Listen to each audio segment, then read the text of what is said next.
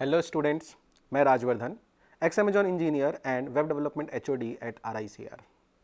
मैं आप लोगों को HTML, CSS, जावास्क्रिप्ट और पूरा वेब डेवलपमेंट पढ़ाने वाला हूं। इस वीडियो में हम लोग HTML को समझेंगे कि सबसे पहले HTML क्या होता है, और इस पूरी सीरीज़ में इंटायर वेब डेवलपमेंट यूजिंग मॉन फुल स्टैक मैं आप लोग को करवाने वाला हूँ। स्टार्टिंग में हम लोग HTML पढ़ेंगे, फिर जावास्क्रिप्ट पढ़ेंगे, फिर CSS भी हम लोग बीच में पढ़ेंगे, बूटस्ट्रैप, टेलविंड, मतलब each and everything which is actually required to be a full stack developer I am going to teach you. Okay, so let's start with the basic of web development. Web development, ठीक है। अब ये web development में हम लोग basic के case में अगर देखें, बेसिक एंड एडवांस, ओके। तो वेब डेवलपमेंट इस दो कैटेगरी में मैं डिस्टिंग्विश करता हूं। बेसिक वेब डेवलपमेंट में हम लोग HTML पढ़ते हैं, हम लोग CSS पढ़ते हैं, हम लोग बूटस्ट्रैप पढ़ते हैं और हम लोग जावास्क्रिप्ट पढ़ते हैं, ठीक है। ये चार चीज़ों को कंबाइन करके हमारा basic web development almost complete हो जाता है, जिसमें बेसिक बेसिक चीज़ें हम लोग कर लेते हैं। अब जब मैं एडवांस की बात करूं तो जावास्क्रिप्ट इसमें भी आता है एडवांस वर्जन में, फिर इसके अंदर आपका पूरा का पूरा मॉन आ जाता है। अब मैं मॉन टेक्नोलॉजी को यूज़ करके पढ़ा रहा हूँ, और भी टेक्नोलॉजीज होती हैं जिसका यूज़ करके हम लोग वेब डेवलपमेंट करते हैं। हमारे पास मीन होता है, ओके, हमारे पास लारावेल होता है, ओके, हमारे पास जावा फुल स्टैक होता है, ओके, हमारे पास स्प्रिंग बूट होता है, boot, okay. So there are multiple technology but we are going to focus on मॉन, ठीक है। मॉन फुल स्टैक को समझने के लिए, पढ़ने के लिए हमें सबसे पहले बेसिक वेब डेवलपमेंट आना चाहिए, जिससे कि हमें ये पता चल जाए कि एक वेबसाइट कैसे बनती है, उसका स्ट्रक्चर क्या होता है, उसमें क्या क्या चीज़ें बेसिकली होती हैं, ठीक है। तो इस वेब डेवलपमेंट की जर्नी में हम लोग सबसे पहले यही पढ़ेंगे। अब समझने वाली बात है कि जो ये वेब डेवलपमेंट होता है, इसमें क्या क्या चीज़ें इंपॉर्टेंट होती है और क्यों होती है। तो टेक्निकली अगर एक बेसिक लेमन लैंग्वेज में मैं आपको समझाने की कोशिश करूं, तो हमारे पास सिर्फ तीन चीज़ें होती हैं, HTML plus CSS plus Java script, okay. ये तीन चीज़ों का यूज़ करके ही हमारा पूरा का पूरा वेब डेवलपमेंट कंप्लीट हो जाता है, ठीक है। कैसे? सबसे पहले HTML का यूज़ करके हम लोग किसी भी चीज़ का स्केलेटन स्ट्रक्चर बनाते हैं, ठीक है। उसके बाद उसको हम लोग विजुअल अपीयरेंस के लिए, उसको सुंदर बनाने के लिए, ठीक है, हम लोग उसके अंदर उसको अट्रैक्टिव बनाने के लिए, तो यहां पे हम लोग विजुअल अपीयरेंस देते हैं उसको अच्छा सा, और इसके अंदर हम लोग उसके अंदर इंटरेक्टिविटी डालते हैं, तो इंटरेक्टिविटी डालते हैं। अब ये तीनों चीज़ों का यूज़ करके हम लोग एक पूरी की पूरी वेबसाइट बनाते हैं। किसी भी वेबसाइट का आप समझेंगे तो HTML से उसका स्ट्रक्चर बनता है, CSS से उसका विजुअली अपीयरेंस, उसमें कलर वलर ये सारी चीज़ें उसमें ऐड करी जाती हैं, और जावास्क्रिप्ट का यूज़ करके उसको इंटरेक्टिव बनाया जाता है, ठीक है। अब यही तीन चीज़ें ही हम लोग को बेसिकली यूज़ करनी होती हैं। और रही बात ब्राउज़र की, जैसे कि हमारा Google Chrome, safari, Mozilla Firefox या माइक्रोसॉफ्ट एज, ये सारे ब्राउज़र ये तीन चीज़ें समझते हैं। इसके अलावा जो भी चीज़ होती है वो इनको समझ में नहीं आता है। तो बाकी जो एडवांस प्रोग्रामिंग लैंग्वेजेस हैं, जो एडवांस डेवलपमेंट के लैंग्वेजेस हैं जिसका यूज़ करके हम लोग फुल स्टैक डेवलपमेंट करते हैं, वो क्यों पढ़ रहे हैं? तो वो हम सिर्फ अपनी नॉलेज के लिए, ताकि हम अपने तरीके से कोड को अच्छा लिख सकें। अच्छा, एक बात बताओ, कंप्यूटर कौन सी लैंग्वेज समझता है? तो आप सबके आंसर होगा कि 0 और 1, ठीक है। लेकिन जो हम लोग कोड लिखते हैं, कभी जब हम C++ में लिखते हैं, या जावा में लिखते हैं, या पाइथन में लिखते हैं, या जावास्क्रिप्ट में लिखते हैं, जो भी ये सारी प्रोग्रामिंग लैंग्वेजेस में हम लोग कोड लिखते हैं, तो कंप्यूटर को तो वो समझ में नहीं आता। कंप्यूटर को सिर्फ 0 और 1 समझ में आता है। तो हम 0 और 1 में कोड क्यों नहीं लिखते हैं? क्यों? क्योंकि हमारे लिए कोड लिखना एज कंपेयर टू 0 और 1, जावा, C++ और पाइथन ईजी है। Is that very clear?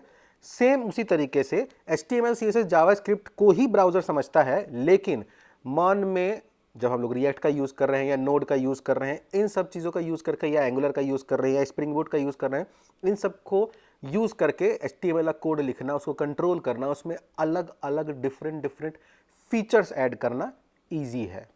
I hope you understand कि हम लोग क्यों ये सारी चीज़ें पढ़ रहे हैं। लेकिन ऑलवेज रिमेंबर, ब्राउजर सिर्फ HTML, CSS, जावास्क्रिप्ट ही पढ़ता है। जब भी हम लोग नोड का यूज़ करके मॉन में हम लोग उसको बना लेंगे ना, पूरी की पूरी वेबसाइट बना लेंगे, तो एट द एंड क्या करते हैं, जो हमारा VS कोड है, जब हम लाइव काम कर रहे होंगे तो VS कोड हमारा उसको कन्वर्ट करेगा हमारे HTML CSS और जावास्क्रिप्ट में, और हमारे ब्राउज़र को वो सेंड करेगा और ब्राउज़र वही समझेगा। वेयर एज जब हम लोग डिप्लॉयमेंट कर देंगे तो उसका वो एक बिल्ट वर्जन, मतलब हमने जो भी कोड लिखा है उसका ऑटोमेटिकली पहले से ही कन्वर्ट करके ये 3 फाइलें बना के रख ली जाएंगी और वही को बार बार भेजी जाएंगी। ठीक है, तो यहाँ से मैं अगेन बार बार यही क्लियर कर रहा हूँ कि ब्राउज़र सिर्फ ये 3 चीज़ें ही समझता है और बाकी चीज़ें ब्राउज़र को समझ में नहीं आती हैं। ठीक है, तो वेब डेवलपमेंट करने के लिए हमारे पास कुछ टूल्स होने चाहिए जो कि बहुत इंपॉर्टेंट होता है। एक मेरे पास VS कोड जो कि डिज़ाइन ही किया गया है वेब डेवलपमेंट के लिए और बहुत ही प्यारा है, इसका यूज़ करके हम लोग वेब डेवलपमेंट करेंगे। साथ में हम लोग गिट का यूज़ करेंगे अपने कोड को अपलोड करने के लिए, और टाइमली हम लोग गिट का यूज़ करके कोड जो होते हैं ना हमारे, उसको हम लोग क्लाउड पे रखना शुरू कर देंगे, जिससे कि हमें बाद में डिप्लॉयमेंट, इस बहाने हम लोग गिट भी सीख जाएंगे और डिप्लॉयमेंट वगैरह हमें बहुत ईजिली हो जाएगा। तो इस वीडियो में मैं आपको पूरा ये सेटअप बताने वाला हूँ कि कैसे VS कोड इंस्टॉल करेंगे, कैसे गिट इंस्टॉल करेंगे, और इसके बाद आगे हम लोग कैसे VS कोड गिट को मर्ज करेंगे, कैसे हमारा जो कोड है वो ऑटोमेटिकली गिट पे अपलोड होने लगेगा, VS कोड का कोड सारा ऑटोमेटिकली गिट पे अपलोड कैसे होएगा वो हम लोग देखेंगे, और एक बेसिक कोड लिखेंगे HTML का जिसको हम लोग समझेंगे कि भैया ये है क्या, क्यों यूज़ किया जाता है और इसको कहाँ कहाँ इस्तेमाल करना है और किस तरीके से उसके हर एक एलिमेंट को समझेंगे। ठीक है, सबसे पहले मैं अपना गूगल ब्राउज़र पे चलता हूँ। ये मैंने अपना गूगल क्रोम खोल लिया, मैं यहाँ पे सर्च करता हूँ VS कोड। ठीक है, तो VS कोड का ये मिल गया, यहाँ पे डाउनलोड का ऑप्शन है, डाउनलोड के ऑप्शन में गया। जैसे ही मैं डाउनलोड के ऑप्शन में गया, यहाँ पे मेरे को विंडोज़ 10 11 के लिए डाउनलोड का मिल गया। जो मैक यूज़ कर रहे हैं वो मैक यूज़ कर सकते हैं, जो लाइनक्स यूज़ कर रहे हैं लाइनक्स का डाउनलोड कर सकते हैं। ठीक है, इस पॉइंट से यहाँ पे विंडोज़ पे क्लिक करेंगे तो पहली चीज़ तो ये ऑटोमेटिक डाउनलोड शुरू कर देगा, जिसको आपको रोक देना है। ठीक है, उसके बाद यहाँ पे आपको सेटअप का ऑप्शन मिल रहा है, इस सेटअप के ऑप्शन में जाइए, यहाँ से विंडोज सेलेक्ट कीजिए तो आपके पास ये एक पेज खुलेगा।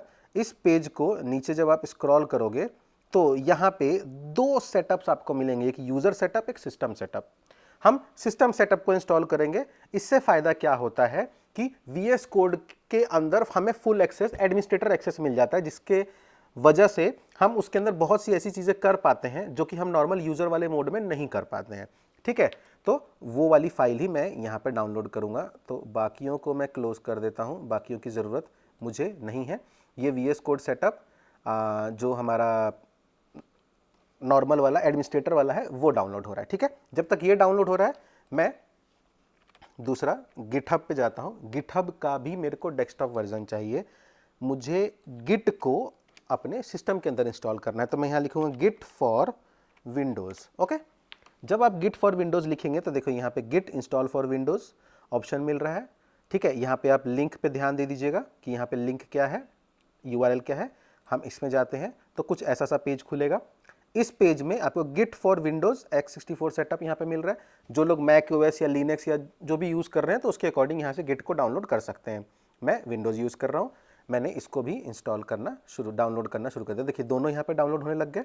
ओके, अब इसमें डाउनलोड में समय लगेगा, मैं इन दोनों को भी पॉज कर दे रहा हूँ क्योंकि मेरे पास पहले से ही ये दोनों चीज़ें डाउनलोडेड हैं। तो मैं अपने PC में जाता हूँ, डाउनलोड्स में जाता हूँ। देखिए मेरे पास ये दोनों चीज़ें पहले से डाउनलोड है, गिट भी डाउनलोडेड है और VS कोड का नॉर्मल वाला सेटअप भी डाउनलोडेड है। क्लियर है? तो एक एक करके दोनों को इंस्टॉल कर लेते हैं। सबसे पहले मैं VS कोड को इंस्टॉल कर लेता हूँ। डबल क्लिक कर देना है, जैसे ही डाउनलोड कर लोगे तो ये खुल जाएगा। टर्म्स एक्सेप्ट किए, नेक्स्ट, और कोई चीज़ चेंज करने की ज़रूरत नहीं है, आप नेक्स्ट नेक्स्ट करते जाइए। हाँ, इस पॉइंट पे आप डेस्कटॉप आइकन क्रिएट कर लीजिए और इन दोनों को भी टिक कर दिए, जिससे कि राइट क्लिक करने पे VS कोड का सेटअप आपको वहाँ दिखने लगेगा। ठीक है, और नेक्स्ट करके आप इसको इंस्टॉल कर लीजिए। ओके, जब आपके पास VS कोड इंस्टॉल्ड नहीं है तो आई प्रेफर यू कि मेरे वाला प्रोसेस फॉलो करें। लेकिन अगर कई बार क्या होता है बच्चों के पास VS कोड पहले से इंस्टॉल होता है तो कोई दिक्कत नहीं है। क्लियर है? तो यहाँ से मेरा VS कोड इंस्टॉल हो गया। ओके, मेरा VS कोड इंस्टॉल हो गया है। अब यहाँ पे लॉन्च का ऑप्शन आ रहा है, आप फिनिश कर दीजिए, VS कोड पहली बार में लॉन्च हो जाएगा। ओके, सो ये मेरा VS कोड लॉन्च हो गया। अच्छा, मैंने पहले से इंस्टॉल कर रखा था तो ये सारी चीज़ें पहले से आ गई जिनकी एक्चुअली में मेरे को ज़रूरत नहीं है। ठीक है, और इसको भी अगर मैं क्लोज़ कर दूं, मैं न्यू विंडो ओपन कर लेता हूं। ठीक है, तो कुछ ऐसा सा खुलेगा। Okay, welcome page. अब यहाँ से आप चले जाएंगे एक्सटेंशंस पे, और मुझे कुछ एक्सटेंशंस इंस्टॉल करनी है जो कि मेरे यूज़ आएंगी कब, जब भी मैं वेब डेवलपमेंट करूँगा। कौन कौन सी एक्सटेंशंस है, मैं यहाँ पे अभी 5 एक्सटेंशंस इंस्टॉल करने वाला हूँ, आप उसको नोट डाउन कर लीजिए। सबसे पहला live server, okay, live server ये वाला है, राई server by Ritwick Dey, okay, तो इसको इंस्टॉल कर लेंगे। नेक्स्ट जो मैं इंस्टॉल करने वाला हूँ वो करने वाला हूँ मैं प्रीटियर, ओके। सो प्रीटियर एक कोड फॉर्मेटर है। इन सब का यूज़ मैं आपको बताऊंगा एक एक करके कहाँ कहाँ यूज़ होंगे, कैसे यूज़ होंगे। अभी हम लोग उसको इंस्टॉल कर ले रहे हैं, इसको भी इंस्टॉल कर लेते हैं। नेक्स्ट मैं यहाँ पे, क्योंकि मुझे थोड़ा सा थीम वगैरह का भी बड़ा ही शौक है, और वेब डेवलपमेंट के टाइम पे जो थीम होता है ना वो बहुत इंपॉर्टेंट रोल प्ले करता है आपके पूरी कोडिंग जर्नी में। तो यहाँ पे थीम मैं यूज़ कर रहा हूँ night owl, okay. So this is night owl theme. और जैसे ही आप यहाँ पे थीम सेलेक्ट करके इंस्टॉल करोगे ना, आपको ऊपर यहाँ पे एक ड्रॉप डाउन दिखेगा, ठीक है। इस ड्रॉप डाउन में यहाँ पे नाइट आउल पे आपने क्लिक करना है, ओके। नेक्स्ट मैं यहाँ पे मटेरियल थीम आइकन, क्योंकि थोड़ा सा आइकन्स भी अच्छे लगेंगे, ओके।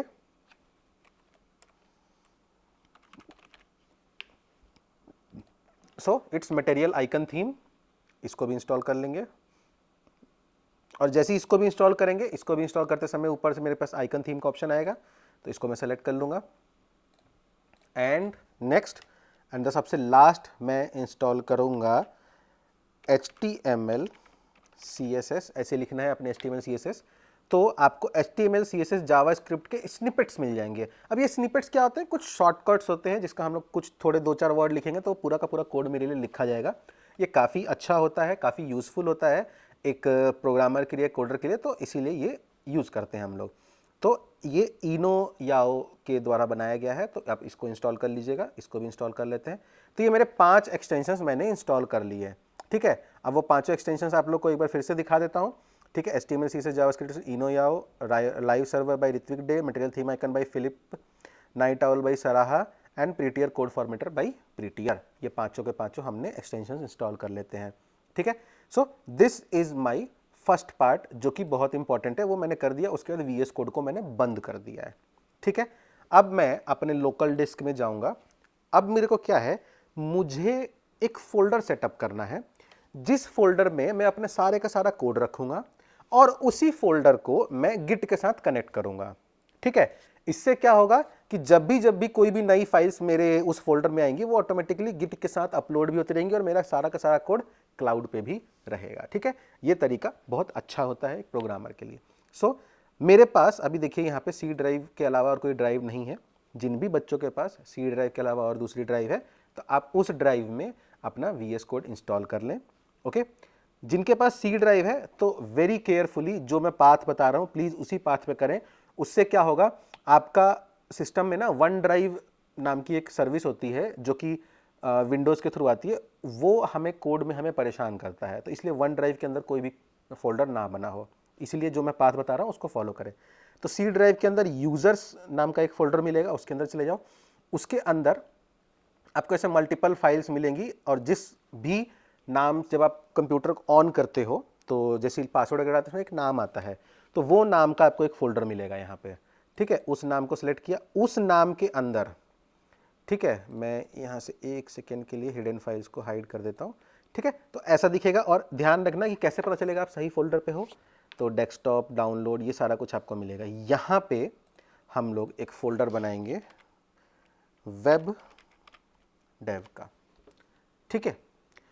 अब जो लोग इस जगह पे पहुंच रहे हैं वो लोग हैं जिनके सिस्टम में C ड्राइव के अलावा दूसरी ड्राइव नहीं है। जिनके पास दूसरी ड्राइव है, जैसे D, E, F है, तो वो सिंपली क्या करें, D या E या F कहीं पे भी आप ऑटोमेटिकली सिंपली जाके उसके अंदर एक वेब डेव के नाम से फोल्डर बना लीजिए, ठीक है। तो वेब डेव लिख दिया या वेब डेवलपमेंट लिख दिया, एज पर आवर विश, आप जो लिखना चाहें। तो वेब डेव लिख देता हूँ मैं, या पूरा वेब डेवलपमेंट लिख देता हूँ, ठीक है। तो वेब डेवलपमेंट नहीं हो पाएगा, ओके, वेब डेव के नाम से मैंने बना लिया फोल्डर। क्लियर है यहाँ तक? ये फोल्डर ही मेरा हर जगह यूज होगा, और इसी फोल्डर को हम अपने गिटहब से भी कनेक्ट करेंगे। यहाँ तक सबको वेरी क्लियर, कोई प्रॉब्लम नहीं होनी चाहिए, ठीक है। अब नेक्स्ट बहुत इंपॉर्टेंट बात, नेक्स्ट बात क्या इंपॉर्टेंट है, मुझे अपने सिस्टम में गिट को इंस्टॉल करना है। तो मुझे गिट को इंस्टॉल करने के लिए क्या करना होगा, वो भी मैंने डाउनलोड वगैरह कर ही रखा है। आप सिंपली गिट को डबल क्लिक करके स्टार्ट कर सकते हैं और उसका इंस्टॉलेशन स्टार्ट हो जाएगा। So it's click next next, और आपको कोई दूसरे ऑप्शन सब ऑप्शंस पे टिक करने की कोई ज़रूरत नहीं है। Okay, so next next next करके आप गिट को इंस्टॉल कर लीजिए। कुछ नहीं करना है, सिर्फ नेक्स्ट नेक्स्ट नेक्स्ट करते जाना है और आपका गिट इंस्टॉल हो जाएगा। जैसे ही आपका ये गिट इंस्टॉल हो जाए तो उसके बाद आपका सिस्टम आपको रीस्टार्ट करना है, और रीस्टार्ट होने के बाद फिर आगे की प्रोसेस करनी है। मतलब इतना प्रोसेस करने के बाद आपको अपना सिस्टम रीस्टार्ट कर लेना है। ठीक है, तो रीस्टार्ट के बाद की क्या प्रोसेस है, आगे हम लोग और क्या क्या चीज़ इसमें मर्ज कर रहे हैं, वो मैं इसी वीडियो के सेकेंड पार्ट में एक्सप्लेन करने वाला हूँ। टिल देन आप लोग इतना सारा काम कीजिए, एंड आई होप कि आपकी जो जर्नी है वो बहुत अच्छी रहेगी। आप जैसे जैसे मैं बता रहा हूँ वैसे वैसे चीज़ें फॉलो कीजिए, आपकी जर्नी ये बहुत ब्यूटीफुल बनने वाली है और आप हर एक चीज़ बहुत डिटेल में सीखने वाले हो। ठीक है, till then all the best.